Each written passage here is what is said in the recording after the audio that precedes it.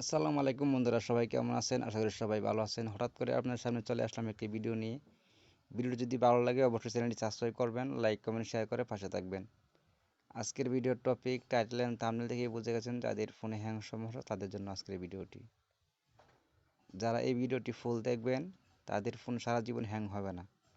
যাদের পুরাতন ফোন, অনেক আগের ফোন, স্লো কাজ করে, উল্টাপাল্টা কাজ করে, এক জায়গায় টাচ করলে অন্য জায়গায় টাচ লাগে, ঠিকমতো আপনারা ভালোভাবে ব্যবহার করতে পারেন না, এই ভিডিওটা দেখার পর আর সারা জীবন আপনার ফোনে হ্যাং হবে না। তাহলে কিভাবে এই সেটিংসটি করবেন চলুন আমরা দেখে আসি। এই কাজটি করার জন্য আপনি প্রথমে চলে যাবেন আপনার ফোনের সেটিং অপশনে। সেটিং অপশন খুঁজে নেবেন, সেটিং অপশন, এই যে সেটিং অপশন, এই সেটিং অপশন খুঁজে নেওয়ার পর তারপরে চলে যাবেন অ্যাপ নোটিফিকেশন। অ্যাপ নোটিফিকেশন কিছু ফোনে থাকবে অ্যাপ ম্যানেজার, এই যে এখানে যাবেন। চলে আসার পর এই যে দেখতে পাচ্ছেন সিলেক্ট অল অ্যাপস, এই যে সিলেক্ট অল অ্যাপস, এখানে টাচ করবেন। এবার আমি দেখাচ্ছি আপনাদেরকে। এই দেখেন একটা ফোন, একটা অ্যাপস, এই দেখেন একটা ইন্ট্রো, একটা অ্যাপস। এই অ্যাপসটা কিন্তু 40 থেকে 45 MB হয়ে থাকে।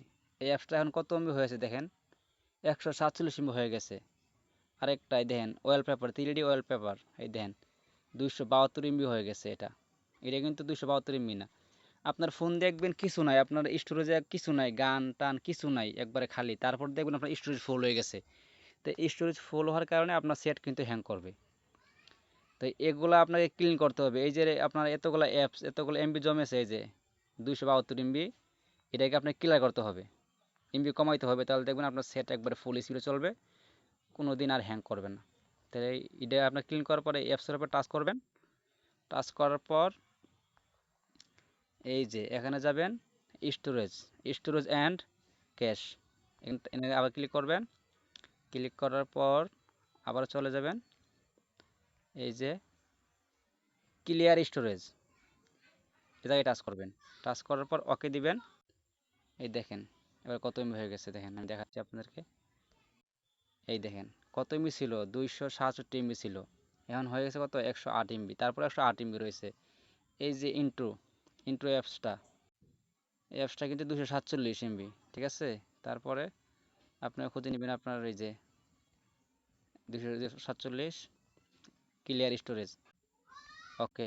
এই দেখেন এখন কত এমবি হয়েছে, আসেন কিন্তু 147 MB ছিল, এখন হয়েছে, এখন হয়েছে কি আপনার 96 MB। তো এভাবে আপনি প্রত্যেকটা অ্যাপস, ফোন যতগুলো অ্যাপস আছে প্রত্যেকটা এভাবে এভাবে আপনি ক্লিন করবেন।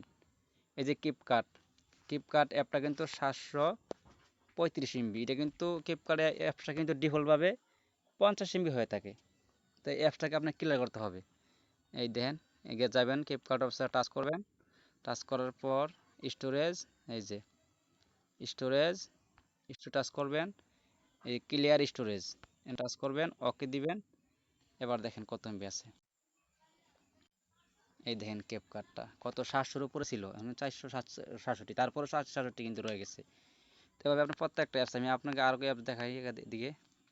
এই যে ইউটিউব, এই যে ইউটিউব একটা অ্যাপস, ইউটিউবটা আপনি ক্লিন করবেন। এই যে ইউটিউব কত, ইউটিউব এই দেন 700 কত এমবি, এই দেন 870 MB, এটা আপনি ক্লিন করতে হবে।